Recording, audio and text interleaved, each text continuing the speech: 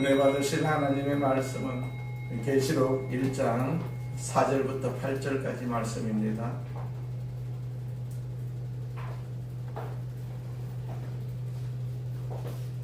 계시록 1장 4절부터 8절까지 말씀 같이 봉독합니다. 요한은 아시아에 있는 7 교회 편지하노니 이제도 계시고 전에도 계셨고 장차 오실 이와 그의 보좌 앞에 있는 7 영과 또 충성된 증인으로 죽은 자들 가운데에서 먼저 나시고 땅의 임금들의 머리가 되신 예수 그리스도로 말미암아 은혜와 평강이 너희에게 있기를 원하노라. 우리를 사랑하사 그의 피로 우리 죄에서 우리를 해방하시고 그의 하나님이 아버지 하나님을 위하여 우리를 나라와 제사장으로 삼으신 그에게 영광과 능력이 세세토록 있기를 원하노라. 아멘.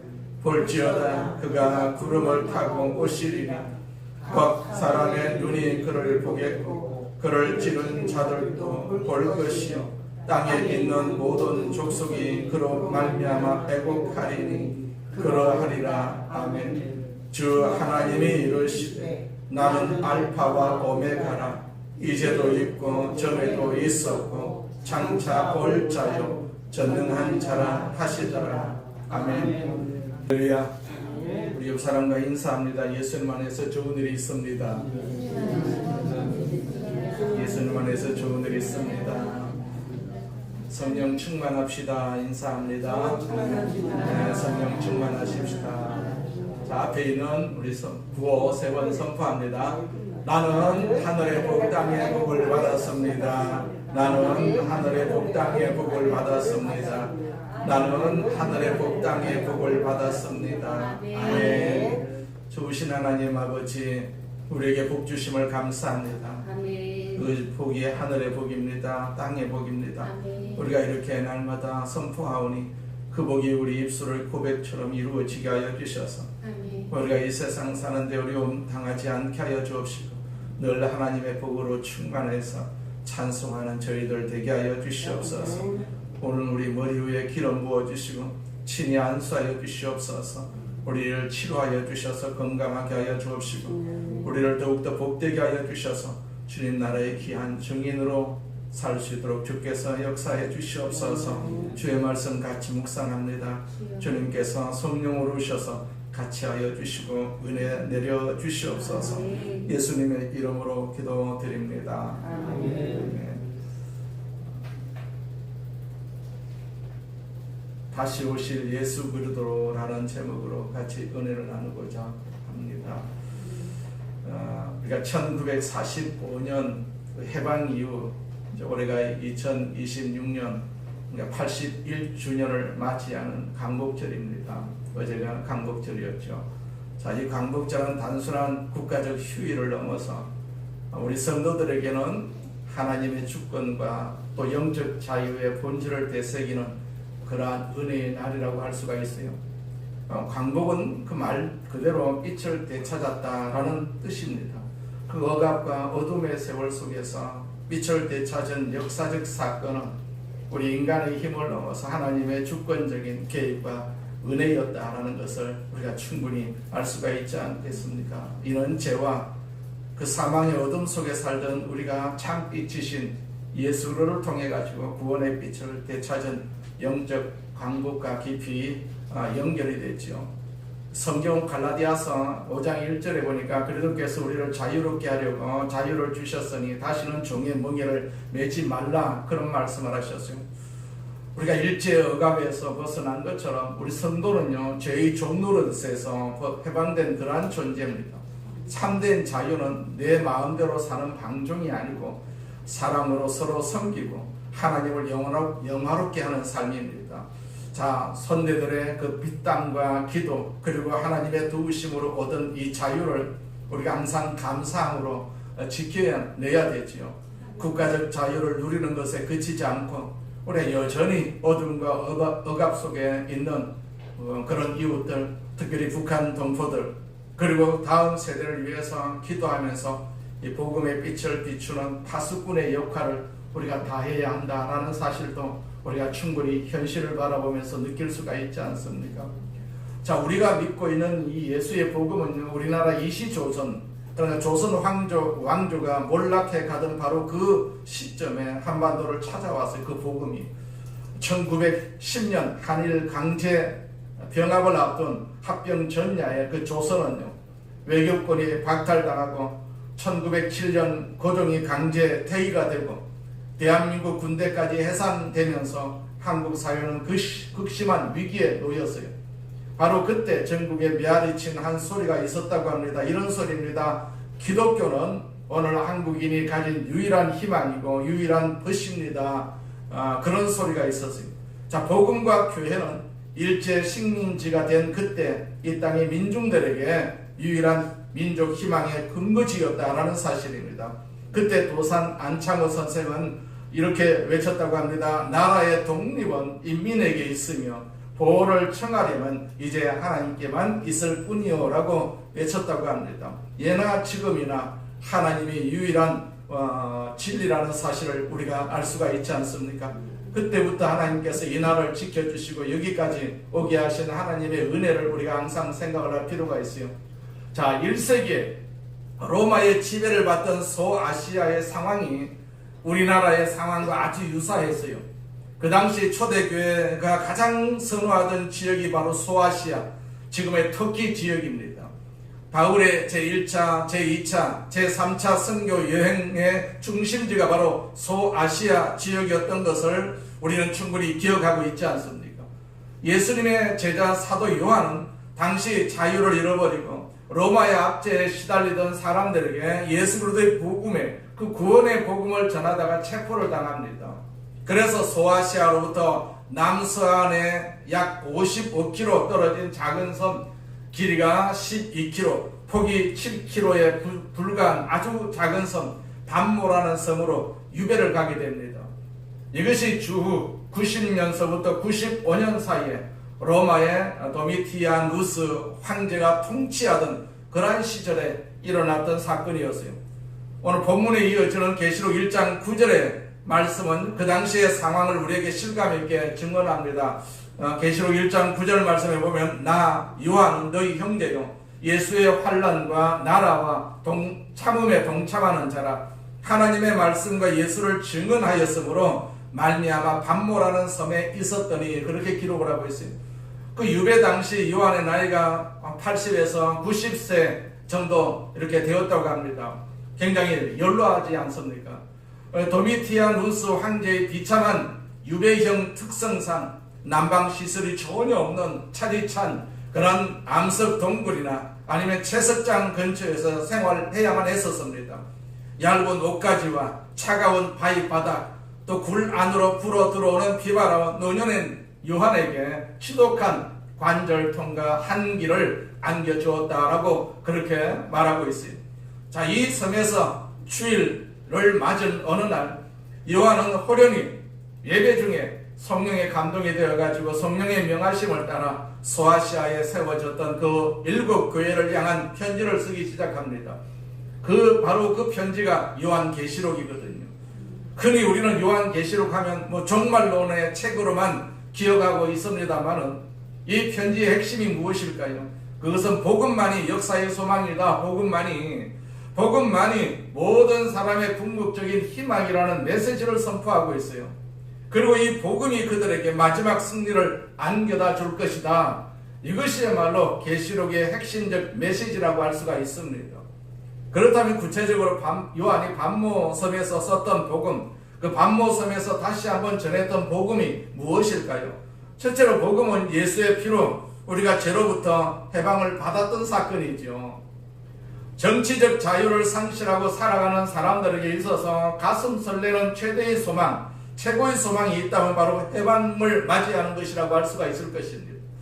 정치적인 차이, 또 사회적인 차이를 잃어버리고 살아가는 사람들에게 해방은 얼마나 절실한 요구였을까요? 해방을 기다리고 있었던 때 1945년 그 엄마 뱃속에서 있었던 사람들이 있었어요. 뱃속에서도 너무나도 이 압제가 싫었어요. 엄마가 당하는 압제가, 아버지가 당하는 압제가 싫었어요. 일본의 압제가 싫어서 해방이 오기를 기다려서 해방 직후에 그들이 태어납니다. 그들을 우리는 해방둥이라고 부르지 않습니까? 해방을 기다리다가 해방이 되고 난 뒤에 태어난 그 아이들을 우리가 해방둥이라고 부릅니다. 그렇다면 아주 비슷한 정황, 그 로마의 식민지로 압제에 시달리던 1세기 그 소아시아 사람들의 최대의 소망도 정치적인 자유였을 것입니다. 이런 정치적 자유와 해방을 기다리고 있었던 사람들에게 사도 요한은 뜻밖에도 해방이라는 단어를 다른 관점에서 쓰고 있어요. 그들이 기다리고 있었던 해방은 정치적 해방이었어요. 사회적 해방이었습니다. 그러나 사도 요한은 이 편지를 쓰면서 해방을 기다리는 그들에게 해방은 이미 왔다라고 말하고 있어요. 해방의 복음이 그들에게 전해지고 있는 것이죠. 반모섬에서 그 소아시아 사람들에게 쓰던 이 편지를 통해서 요한이 그들에게 전하고 있었던 복음, 그들에게 이미 찾아온 해방의 복음은 무엇이었습니까? 오늘 우리가 함께 읽었던 5절의 하반부가 그 복음의 소식을 우리에게 들려주고 있지 않습니까? 우리를 사랑하사, 그래서 우리를 사랑하사 그의 피로 우리 죄에서 우리를 해방하시고, 정치적 압제보다도 더 큰 인간의 존재의 압제, 실존의 압제가 있다면 그것은 죄의 압제라고 성경은 가르치고 있지 않습니까? 그런데 2000년 전에 하나님의 아들 예수께서 오셔서 우리를 그 죄에서 해방하시고, 십자가에서 그가 우리의 죄를 짊어지시고 대신 그 하나님의 저주와 심판을 받으심으로 그 흘리신 피로 말미암아 우리를 죄에서 해방하신 것, 이것이 바로 복음이라는 얘기입니다. 이것이 바로 복음입니다. 자, 이런 그리스도의 십자가의 사건 때문에 우리는 용서받은 자유인이고 하나님 앞에서 새로운 인생을 살게 되었다는 것, 이것이 바로 복음의 본질, 해방의 복음의 본질이라고 요한은 선포하고 있습니다. 자, 1700년대를 살았던 영국인 가운데 존 뉴턴이라는 젊은이가 있었어요. 그가 30세가 되었습니다. 나이가 30세가 되었을 때 그의 아버지는 작은 배 선장이었어요. 아버지를 따라서 배를 타면서 선원생활을 하고, 또 아버지가 노예 무역에 종사를 했습니다. 아프리카 노예들을 사고 파는 무역에 종사하자 아버지를 따라서 그 일을 하게 됩니다. 그 일 도중에 일이 좀 잘못되어 가지고 그가 오히려 노예로 잡히는 그런 경험도 하게 됩니다. 그러나 그는 다시 복귀했고 다시 열심히 선원생활을 했고 아버지의 뒤를 이어서 그 배의 선장이 됩니다. 1748년 5월 10일에 그 아프리카에서 노예를 싣고 영국으로 오던 그가 선장이 되어서 운행하고 있었던 배가 폭풍우를 맞이하게 됩니다. 배가 기울기 시작합니다. 배를 건지기 위해서 선원들과 사투를 벌이면서 배를 지킵니다. 새벽 1시경에 밀려오는 죽음의 캄캄한 공포 앞에서 그는 갑자기 자기의 죄를 생각하게 됩니다. 이대로 죽으면 내가 신한테 어떻게 설 수가 있을까? 자기 죄가 생각나기 시작합니다. 그는 벌벌 떨면서 그는 갑판에 무릎을 꿇습니다. 그리고 자기가 죄인임을 고백하기 시작합니다. 그는 지금까지 노예들을 부리는 사람이었습니다만은 자기 자신이 노예라는 새로운 사실을, 자기가 바로 죄의 노예라는 사실을 깨닫습니다. 그리고 이렇게 부르짖습니다. 주님, 죄인된 저에게 자비를 베풀어 주십시오. 나 같은 죄인에게 자비를 베풀어 주십시오. 오 주님, 저에게 자비를 베풀어 주십시오. 이렇게 외칩니다. 그래서 웬일인지 구사 일생으로 살아난 그는 오랫동안의 노예 무역을 청산을 하고 그는 복음을 전하기 위한 사역자가 됩니다. 노예를 팔고 사던 사람이 복음을 전하는 사역자가 된 그 은혜를 깨닫자 그는 어느 날 가슴에 넘치는 감동을 이기지 못하고 붓을 들어서 한편의 노래를 탄생을 시키죠. 전 세계 예수 믿는 사람들에게 사랑받는 유명한 복음선가 어메이징 그레이스가 탄생되는 그런 순간입니다. 나 같은 죄인 살리신 주 은혜의 놀라와 잃었던 생명 찾았고 광명을 얻었네. 자, 존 뉴턴이 목사가 된 후에 평생의 복음 사역을 마무리할 무렵 그는 마지막 노후에 약간의 치매 증상을 앓게 됩니다. 그 곁에 있는 분들이 종종 찾아와서 이렇게 물었다고 합니다. 목사님, 이거 생각나세요? 어메이징 그레이스. 목사님, 이거 생각나세요? 나 같은 죄인 살리신 주 은혜. 그때마다 존 뉴턴은 이런 말을 거듭 반복했다고 합니다. 예, 기억해요. 두 가지는 확실히 기억해요. 하나는 저는 무서운 죄인입니다. 또 하나는 나 같은 죄인을 주님이 건져내시고 구원해 주셨어요. 그는 이 말을 늘 반복을 했다고 합니다. 이것이 복음이지 않습니까? 이것이 바로 복음으로 해방을 받은 사람의 고백이라고 할 수가 있습니다. 이것이 바로 사도 요한이 밤모섬에서 편지로 다시 강조하고 있는 복음입니다. 바로 이것이 오늘 우리 시대가 다시 들어야 할 복음인 것이죠. 우리가 오늘 이 복음을 다시 듣게 되시기를 주의 이름으로 축원을 드립니다. 복음은 복된 소식입니다. 복된 소식. 세상은 복된 소식이 없습니다. 들려오는 소식마다 안 좋은 소식이지 않습니까? 그런데 예수님께서는 오늘도 우리에게 이런 복된 소식을 전하고 계심을 우리는 믿어야 되죠. 자, 밤모섬에서 요한이 쓰고 있는 이 복음의 정체가 뭘까요? 두 번째로, 이 복음은요, 예수의 교회가 궁극적인 그런 승리를 누리게 된다는 소식입니다. 복음의 시작은 우리의 죄로부터 해방된 사건이죠. 자, 이것은 개인적인 그런 사건이라고 할 수가 있습니다. 그러나 복음은 거기에서 머물지 않습니다.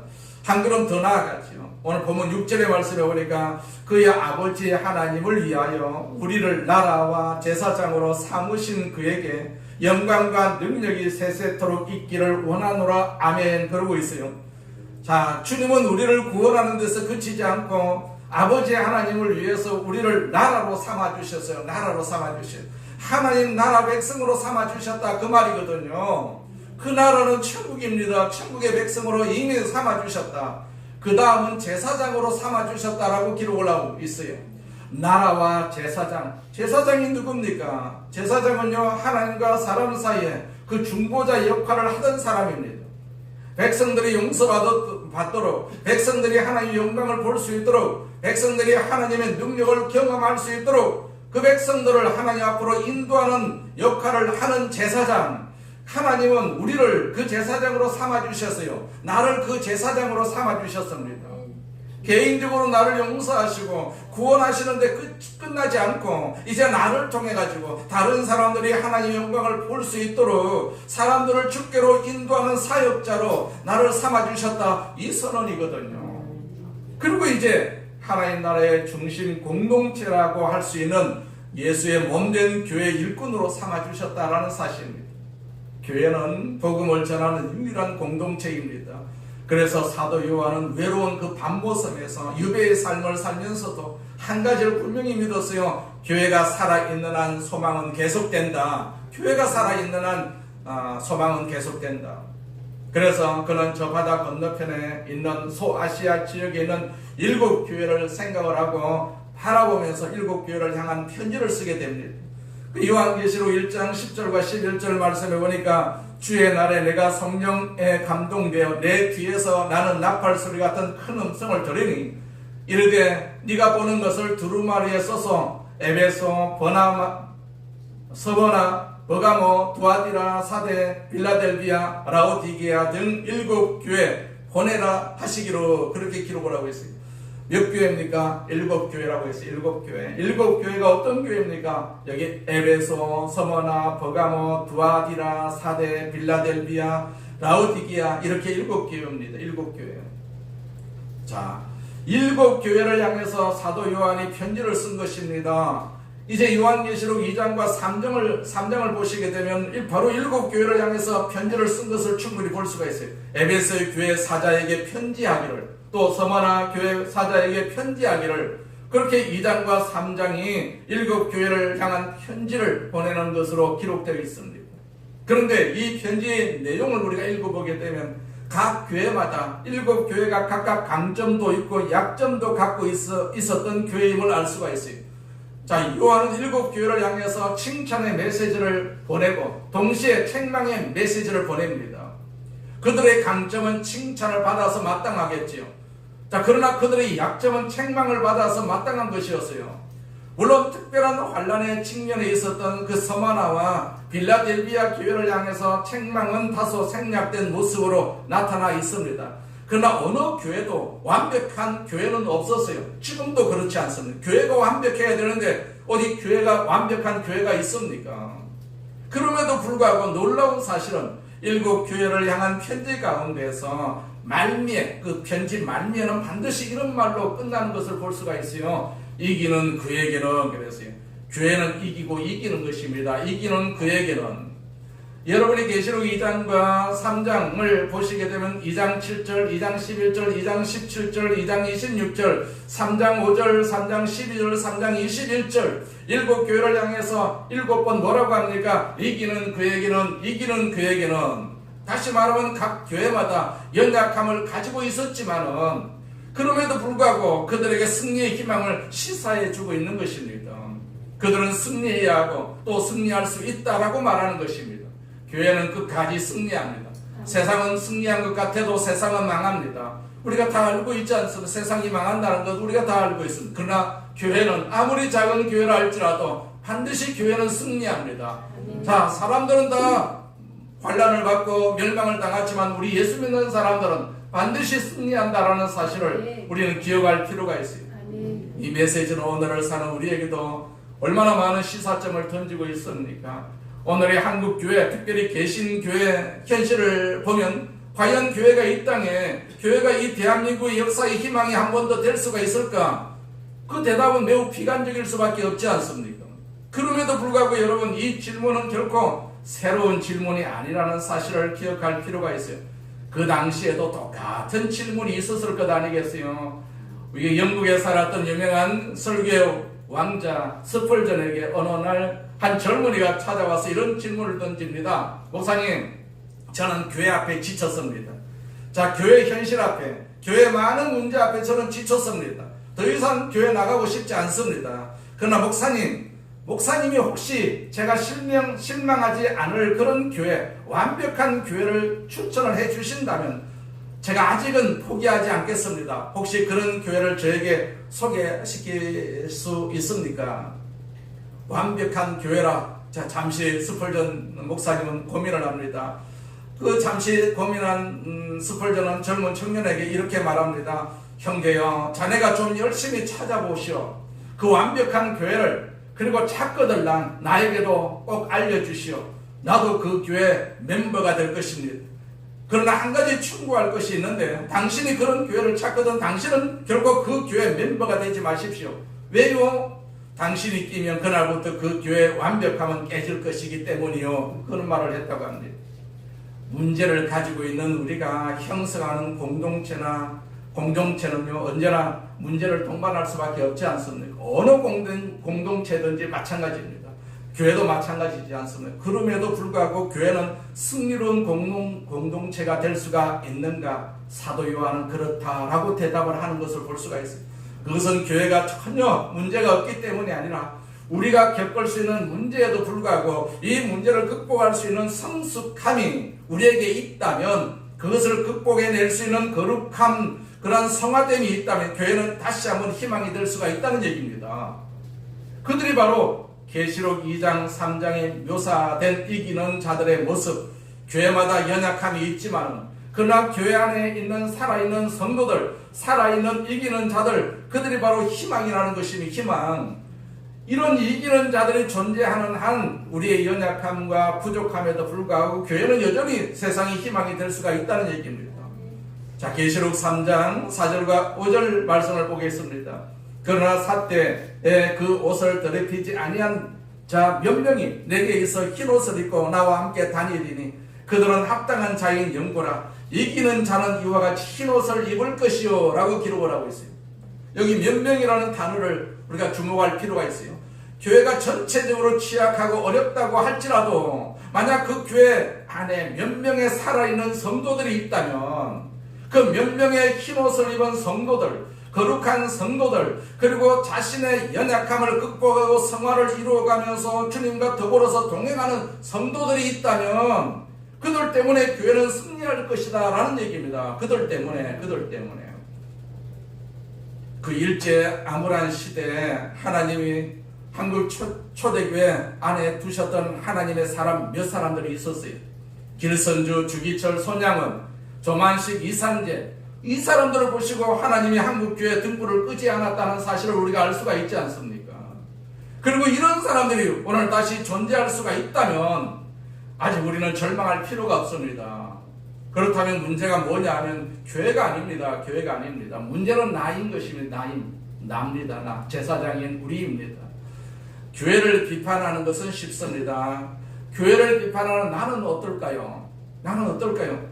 우리는 어떨까요? 나는 성숙하고 있습니까? 나는 거룩한 성화의 흰 옷을 입고 있습니까? 하나님과 진실로 동행하고 있습니까? 내가 살아있다면 교회가 살 것입니다. 그리고 그 교회는 다시 한번 역사의 희망이 될 것입니다. 복음이란 무엇입니까? 복음이라는 것은요, 바로 예수님의 교회가 가지고 있는 연약함에도 불구하고 마지막 승리의 공동체로 서리라는 희망, 이것이 교회인 것을 우리가 믿지 않습니까? 이것이 복음인 것을 믿습니다. 교회가 마지막 희망입니다. 다른 데는 희망이 없습니다. 아무리 정치를 잘하는 사람이 나타난다 할지라도 절대로 희망이 없습니다. 사람에게는 희망이 없다라는 것을 우리가 너무나도 잘 알고 있지 않습니까? 그렇기 때문에 교회가 희망이다라는 사실입니다. 자, patmos섬에서 전한 복음은 어떤 소식입니까? 세 번째로 복음은 예수님의 다시 오심으로 마침내 새로운 세상이 이 땅에 임한다는 소식입니다. 그분의 재림을 통해 가지고 마침내 새로운 세상이 이 땅에 임할 것이라는 그러한 뉴스입니다. 오늘 본문 7절에 보면 사도 요한은 볼지어다 그가 구름을 타고 오시리라 그렇게 선포하고 있지 않습니까? 그리고 8절에 보면 주 하나님이 이르시되 나는 알파와 오메가라 이제도 있고 전에도 있었고 장차 올 자요 전능한 자라 하시더라 그렇게 말씀하고 있어요. 자, 알파는 처음이라는 말이거든요. 오메가는 마지막이라는 말입니다. 역사를 시작하신 분이 역사의 완성자가 될 것이라는 선언입니다. 역사를 누가 시작했습니까? 하나님이 시작을 하셨습니다. 시작하신 분이 하나님이시라면 마지막도 하나님이 다스리신다라는 사실입니다. 하나님은요 결코 역사를 미완성의 숙제로 남겨두시지 않는다는 것, 그분이 반드시 끝내신다는 것, 그분이 완성하신다는 것, 역사의 부조리, 역사의 혼란, 역사의 모순, 우리가 역사의 모습을 보면서 하나님 정말로 살아계십니까? 이렇게 묻고 싶지만 하나님이 이렇게 말씀을 하십니다. 조금만 더 기다려보자. 역사는 그분의 의도대로 완성이 된다는 얘기입니다. 나는 알파고 나는 오메가라. 그분이 다시 오시면 이것이 소망이라는 것입니다. 우리는 이 세상 속에서 그분을 기다릴 수밖에 없습니다. 세상이 좋으면 우리가 그분을 놓칠 수가 있어요. 세상이 좋으니까. 그런데 세상이 지금 안 좋지 않습니까? 그렇기 때문에 우리는 주님만 죽자 살자 우리가 바라볼 수밖에 없습니다. 그때 그분이 오시는 그날, 그분을 거절했던 그 사람들에게 그날은 심판의 날이 될 것입니다. 그러니까 그를 기다리는 사람들에게 그것은 역사 완성의 거룩한 승리의 날이 될 것입니다. 그날의 위대한 승리의 선포를 이제 들어보십시오. 계시록 11장 15절 말씀해 보면 일곱째 천사가 나팔을 불매 하늘에 큰 음성들이 나서 이르되 세상 나라가 우리 주와 그의 그리스도의 나라가 되어 그가 세세토록 왕노릇 하시리라 하니, 자, 세상 나라가 그냥 세속적인 나라로 끝나는 것이 아니고 그리스도의 나라로 바뀐다고 말씀하고 있어요. 주가 친히 다스리고 통치하시는 역사의 완성이 우리를 기다리고 있다는 사실입니다. 역사는 어떻게 완성될까? 그것은 계시록 마지막 장에 보면 기록이 되어 있어요. 계시록 21장에 보면 21장 1절은 이런 말로 시작이 되죠. 또 내가 새 하늘과 새 땅을 보니 처음 하늘과 처음 땅이 없어졌고 바다도 다시 있지 않더라. 하늘이 새로워졌어요. 땅이 새로워졌습니다. 우리가 살아야 할 그러한 새로운 하늘, 새로운 땅을 하나님께서 우리에게 제공을 하시는 것입니다. 그리고 계시록 21장 4절에 보면 그날 하나님께서 다시 자기 백성들에게 눈물을 씻어준다 라고 말씀하고 있습니다. 다시는 사망이 없다, 다시는 눈물이 없다, 다시는 애통하는 것이 없고 다시는 아픈 것이 없고 처음 것이 다 지나갔었음이라. 자, 그가 인생의 모든 부조리, 인생의 수수께끼, 인생의 모든 환난을 치유하시고 자, 새롭게 하신다고. 그리고 마침내 계시록 21장 5절은 이렇게 선언하지요. 보좌에 앉으신 이가 이르시되 보라 내가 만물을 새롭게 하노라 하시고 그렇게 기록을 하고 있어요. 내가 만물을 새롭게 하신다. 믿으십니까? 이것이 역사의 궁극적인 소망의 마지막 소망인 것입니다. 이것이 궁극적인 희망인 것입니다. 복음이 약속하고 있는 마지막 궁극적인 소식이 바로 이 소식입니다. 우리는 이 소식을 우리가 믿고 있지 않습니까? 이 소식을 우리는 기다리고 있어요. 성경은 다 이루어졌습니다. 하나님께서 말씀하시는 거 다 이루어졌어요. 그런데 아직 이 소식은 이루어지지 않고 기다리고 있지 않습니까? 우리가 기다리고 있는 그 시간을 하나님께서 허락을 해주신 것이죠. 그 봉준호 감독의 영화 설국열차라고 있어요. 그 보신 분이 계실는지 모르겠지만 못 봤는데 이게 이제 기독교적인 메시지를 담고 있다라고 해서 제가 한번 찾아봤어요. 그 기후 재앙으로 그 인류가 멸망을 한 뒤에 영원히 달리는 기차 안에 남아있는 그 인류의 계급 투쟁과 구원의 서사를 그린 그런 작품이라고 해요. 기상이변으로 지구 전체가 이제 꽁꽁 얼어붙어가지고 생명체가 살 수가 없는 그런 빙하기가 됩니다. 빙하기가 됩니다. 자, 살아남은 인류는 오직 한 곳, 절대로 멈추지 않는 영구 동력 엔진을 달고 지구를 순환하는 설국열차에 반드시 탑승을 해야 되거든요. 하지만 이 기차 안은 철저한 계급사회입니다. 계급사회. 이 기차를 타지 못한 사람은 전부 다 얼어 다 죽었어요. 기차 안에 탄 사람은 그나마 생명을 유지할 수가 있었어요. 그 앞쪽에 칸은요, 열차의 창조자가 있어요. 그 월포드라고 하는 이 사람이 비록 탄 돈 많은 권력 있는 자들이 술이라든지 마약이라든지 호화로운 식사를 즐기면서 살아갑니다. 딱 칸에 있는 사람들은. 그리고 꼬리 칸은요, 표 없이 올라탄 그 빈민들이 억지로 올라탄 그런 살기 위해서 햇빛 한 점 들지 않은 맨 뒤쪽 칸에 갇혀가지고 바퀴벌레로 만든 단백질 그 블럭만 배급받으면서 짐승처럼 살아갑니다. 무장한 군인들에게 억압을 받으면서 감시를 당합니다. 조금이라도 잘못하면 무조건 다 이렇게 죽이는 그런 살벌한 그런 장소가 바로 꼬리칸의 장소입니다. 꼬리칸 사람들은 17년 동안 억압을 받으면서 분노를 키워왔어요. 마침내 그 젊은 지도자 커티스라는 사람, 그 주인공이죠. 커티스는요, 꼬리칸의 정신적 지주인 길리엄의 지지를 받아서 반란을 일으킵니다. 그들의 목표는 단 하나, 열차의 맨 앞인 그 엔진 룸을 장악해가지고 월포드를 끌어내고 기차 전체를 해방시키는 것이었어요. 그 커티스 일행은 기차의 보안 설계자인 남궁 민수와 그의 딸 요나를 감옥 안에서 깨워냅니다. 그 남궁 민수는 앞쪽 칸으로 가는 문을 열어주는 대가로 마약 대용품인 크로놀을 요구를 하고 이들은 함께 앞을 향해서 나아가기 시작합니다. 문을 하나씩 열고 나아갈 때마다 꼬리칸 사람들은 태어나서 처음 보는 광경을 목격을 합니다. 물 공급 칸이 있는가 하면은 과일이 자라는 온실 칸도 있고요. 거대한 수족 칸도 있습니다.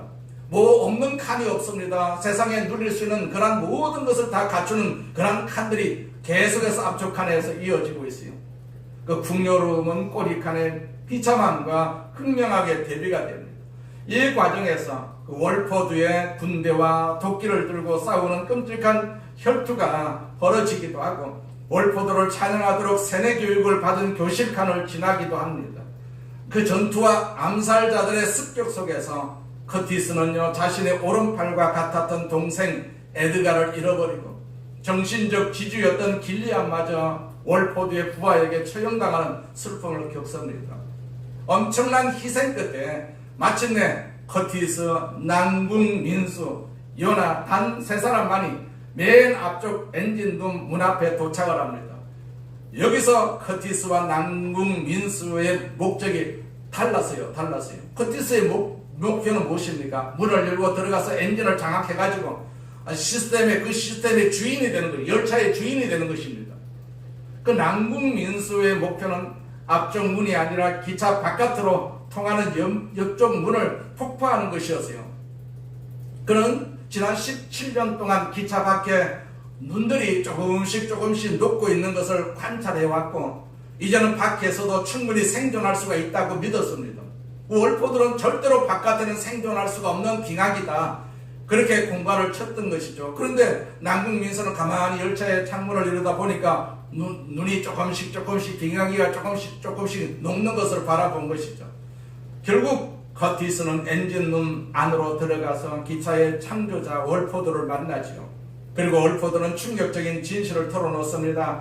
사실 이런 여러 가지 반란은 기차 안의 인구수를 조절하기 위해서 그 월포드와 꼬리칸의 지도자인 길리엄이 뒤에서 함께 짜고 친 연극이었어요. 그래서 기차가 계속해서 진행을 하다 보니까 뭘 먹을 것을 조달할 수가 없지 않습니까? 그래서 인원을 자꾸 죽여갔던 것이 반란을 이렇게 길리암이라는 사람이 반란을 이렇게 동원을 해가지고 반란을 일으키게 되면 반란을 제압하는 군인들이 와가지고 그들을 다 죽이는 것이죠. 자, 월포들은 절망에 빠진 커티스에게 네가 내 뒤를 이어서 이 열차의 지배자가 되어달라고 제안을 하죠. 커티스는 잠시 흔들리지만은 그 요나라는 여자가 바닥을 들추어내니까 그 끔찍한 장면이 발견이 됩니다. 꼬리칸에서 끌려갔던 어린아이들이 엔진의 부품이 이렇게 마모가 되니까 그 좁은 엔진 밑바닥에서 갇혀가지고 수동으로 그 부품 역할을 대신하고 있었던 것입니다. 이 참혹한 시스템의 진실을 깨달은 커티스는요, 지배자의 자리를 포기하고 자신의 팔을 기어에 희생해서 그 아이들을 구해냅니다. 동시에 남궁 민수와 요나는 모아둔 크로노를 폭탄 삼아서 기차의 측면 문을 폭발을 시키죠. 자, 폭발의 충격으로 거대한 눈사태가 일어나고 절대 멈추지 않을 것 같은 설국열차는 마침내 탈선하고 산산조각이 납니다. 기차 안의 사람들은 대부분 죽고 맙니다. 하지만 부서진 그 기차 밖으로 요나와 어린 꼬마 티미가 걸어 나오지요. 밖은 여전히 추워요. 그러나 저 멀리 눈밭을 걸어가는 북극곰을 발견을 한 것입니다. 이는 얼어붙었던 지구에 다시 생명체가 살 수 있는 환경이 되었음을 암시하고 살아남은 두 아이가 인류의 새로운 희망이 될 것임을 보여주는 그런 영화라고 할 수가 있어요. 그 영화의 결말에서 사람들은 기차 안에서의 정권 교체가 아니라 기차 자체 폭발을 선택을 하지요. 자, 성경에서 죄로 물든 세상을 끝내고 새하늘과 새 땅을 얻듯이 그 땅이 열리듯이 기차가 폭발된 후에 밖으로 나온 아이들이 처음으로 목격하는 생명체를 만납니다. 기차 밖은 절명의 공간이라던 그런 월포드의 거짓말을 띄었고 지구가 다시 생명이 살 수 있는 환경으로 회복되었음을 알려주고 있습니다. 그 곰이 나타남으로. 자, 성경에서 우리가 대홍수 이후에 비둘기가 감람나무 잎사귀를 물어봐가지고 새 세상의 시작을 알렸듯이 북극곰이 나타납니다. 북극곰은 인류의 새로운 시작과 구원을 상징합니다. 이 영화에서. 기독교 신학에서 종말은요, 단순한 파멸이나 세계의 끝이 아니라 부패하고 왜곡된 옛 세계가 무너지고 하나님과 새로운 언약을 맺는 새하늘과 새 땅이 열리는 것을 의미하거든요. 열차가 부서진 후 눈밭으로 걸어 나간 그 소녀 요나와 소년 티미는 살아있는 북극곰을 마주합니다. 자, 이는 죽음의 땅에서 생명이 돌아왔음을 뜻하는 것이고 이 두 아이는 인류의 새로운 시작을 여는 제2의 아담과 하와가 됩니다. 이것은 성경이 그리고 있는 마지막 새하늘과 새 땅의 모습과 정확히 일치하는 놀라운 모습이라고 할 수가 있어요. 성경이 그리는 마지막 세상이 어떤 세상이었다고 말씀합니까? 이리와 어린 양이 함께 산다고 했어요. 송아지와 어린 사자가 함께 놀고 젖먹는 아이가 독사의 구멍에서 장난을 해도 해됨이 없는 세상이라고 했어요. 모든 것이 사라진, 죄와 악이 사라진, 그리고 모든 것이 새로워진, 그리고 새롭게 출발할 수 있는 새로운 세상을 하나님이 준비하셨다라는 희망, 이것이 복음이 그려주고 있는 마지막 궁극적인 희망 아니겠습니까? 결론적으로 설국열차는 넓고 폭력적인 시스템 안에서 주도권을 지려고 하는 투쟁, 그 투쟁은 무의미합니다. 진정한 구원은 체제 자체를 부수고 밖으로 나아가서 희생과 결단에서 비롯된다는 강렬한 그 묵시적 그런 메시지를 전달하고 있어요. 자, 우리가 이 희망을 가지고 있다면, 그 복음이라는 희망을 가지고 있다면, 하나님이 준비하신 이 세상에 대한 마지막 희망을 갖고 있다면 비록 저와 여러분이 오늘을 살고 있는 우리 인생의 현실이 꼬리칸 같은 열등감과 좌절로 가득 찬 세상이지만, 분통이 터지는 그런 악한 세상이 있지만, 그럼에도 불구하고 우리는 이 마지막 희망을 믿고 앞으로 향해서 나아갈 수가 있다는 것, 이것이 사도 요한이 오늘 우리에게 던지고 있는 계시록에서의 복음의 희망인 것입니다. 우리에게는 희망이 있어요. 복음이 있습니다. 세상은 희망이 없고 절망이 있지만 갈수록 절망적인 소식이 우리에게 들려오지만 복음은, 이 하나님의 말씀은 복음입니다. 마지막까지 복음입니다. 자, 우리가 이 복음을 우리가 붙들어야 되죠. 붙들어야 됩니다. 이 복음이 있다면 우리는 절망할 필요가 없어요. 우리도 앞을 향해서 나갈 수가 있습니다. 우리는 그 집과 손잡을 필요가 없어요. 우리는 부디와 손잡을 필요가 없습니다. 우리는 누구에게 아부할 필요도 없습니다. 정치에 아부할 필요가 없습니다. 지도자가 우리를 살리는 것이 아닙니다. 그들은 우리를 이용을 합니다. 우리는 공의와 정의를 붙들어야 됩니다. 정의와 공의. 자, 이 복음을 붙들고 우리는 앞을 향해 나가야 합니다. 이것이야말로 다시 오실 예수님을 통해서 우리가 기대할 수가 있는 궁극의 복음의 궁극적인 희망인 것을 우리는 믿어야 될 줄로 믿습니다. 세상은 희망이 없습니다. 세상은 절망입니다. 갈수록 절망일 수밖에 없습니다. 자, 그렇기 때문에 우리는 복음을 끝까지 붙들고 우리가 마지막까지 신앙생활을 경주해야 될 줄로 믿습니다. 부디 이런 믿음을 가지시고 세상을 이기는 그런 복된 삶이 되시기를 주의 이름으로 축원합니다. 전능하신 하나님 아버지 감사합니다. 우리 아버지 하나님께서 우리를 구원하신 하나님 감사합니다. 날마다 이 구원의 능력을 주시고 힘을 주시고 소망을 주심을 감사합니다. 오늘도 우리를 다 모아주셔서 같이 말씀을 나누면서 하나님께 소망을 가질 수 있는 법결한 시간 주심을 감사합니다. 은혜 주심을 감사합니다. 이 은혜로 앞으로도 계속해서 살아갈 수 있도록 주께서 우리를 축복하여 주시옵소서. 믿음으로 살아갈 수 있도록 하나님께서 우리에게 힘 주시옵소서. 하나님 아버지 영광을 받으시옵소서. 예수님의 이름으로 기도드립니다. 아멘. 우리 말씀을 생각하시면서 오직 복음만이, 예수님만이 우리의 희망이고 우리의 살 곳이다, 살 길이다 라는 사실을 주님 앞에 고백하시기를 바랍니다. 음성으로 기도합니다.